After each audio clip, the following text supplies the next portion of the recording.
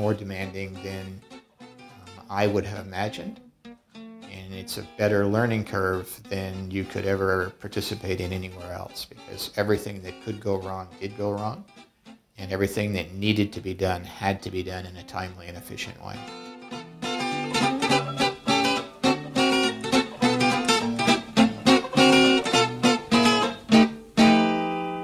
It took Evergreen some confidence. I think at the beginning, when people come in and started to do a little bit with us, like, hey, that's a, you guys can't afford that, and really what you want is, is a dance hall, because that'll drive people.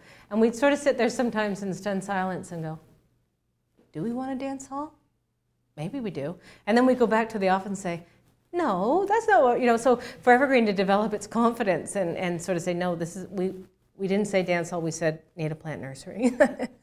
And even though it's not going to make us $1 million, it's because that's what we need to do. We probably should have trusted our instincts more, but didn't because we were inexperienced. A lot of the decisions that we arrived at towards the end of the planning and design process were decisions that we felt pretty good about at the outset. If we had been more experienced developers, we would have gone with our instincts much earlier on, but we didn't, and so we explored a lot, and this was perhaps a little costly. We do need to get better at making critical decisions quickly. I think we've learned a lot through this process because we've been forced to make big decisions, and some of the decisions we made too slowly. I look back at decisions around the original concepts and plans for the buildings. We could have moved a little faster in the design direction and saved ourselves probably a couple $100,000 in the process. In the end, it was a learning moment, so it was worthwhile because we learned in that process. Was it $200,000 worth of learning? I don't know. The issue in my world is if you can avoid change, then you can be efficient and you can do things in an expeditious, cost-effective way. So once you've decided something and you've had the documents prepared and you've allowed that opportunity into the construction marketplace, just do what's on the drawings.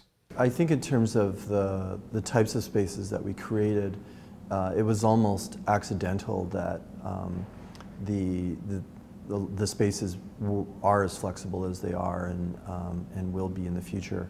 And a lot of it had to do with our own decision making, our own inability to make some critical decisions this way or that way. And that indecision had its advantages in that we said, okay, well, let's in this space create a small rectangular room, and yes, it can be used as a classroom, but it can also be used as 2 or 3 other things in the future. We developed an attitude of what we called light touch, loose fit, which meant that given the way that program ideas were shifting, we realized that they would in fact continue to shift even after we were all gone, after the construction was gone, and as Evergreen and its partners started to inhabit the site. So we were very conscious of the strategy of not not shrink wrapping design solutions, but creating buildings that were highly adaptable.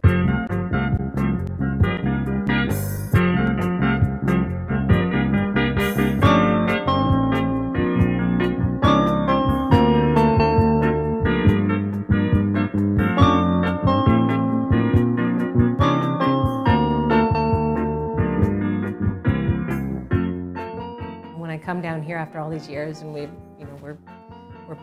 built and we're open, I think the things that I like about it are actually the things that are the heritage features. So the things that we didn't change, they're the things that make the site unique.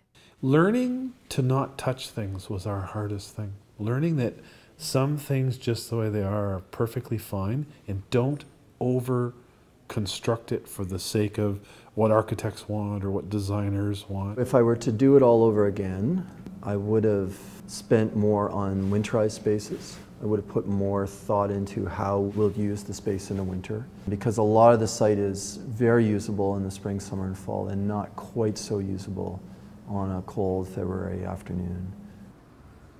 I'm a little bit disappointed we haven't developed a more comprehensive relationship with art on site.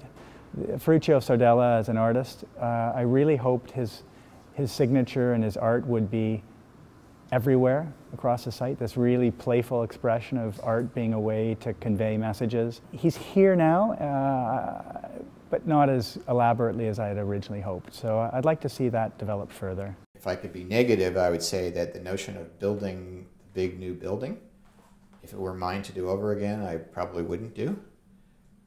Jane Jacobs always talked about new ideas needing old buildings. And this is a very cool new building, and it's been done very sensitively, sitting on the foundations and components of an old building.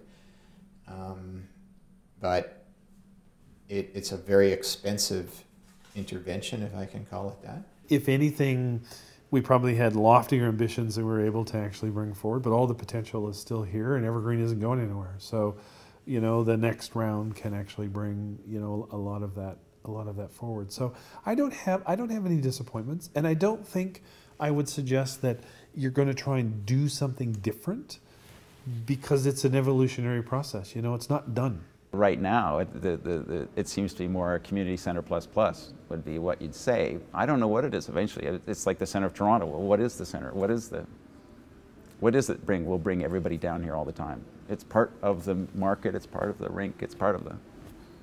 But it's how many more things? There's probably another 10 things. I don't know what it will be.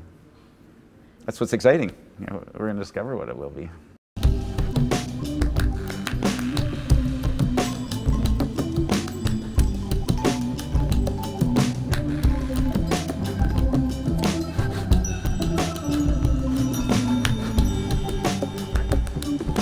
I can see the sunrise sneaking above the canyon, feeling my heart with happiness.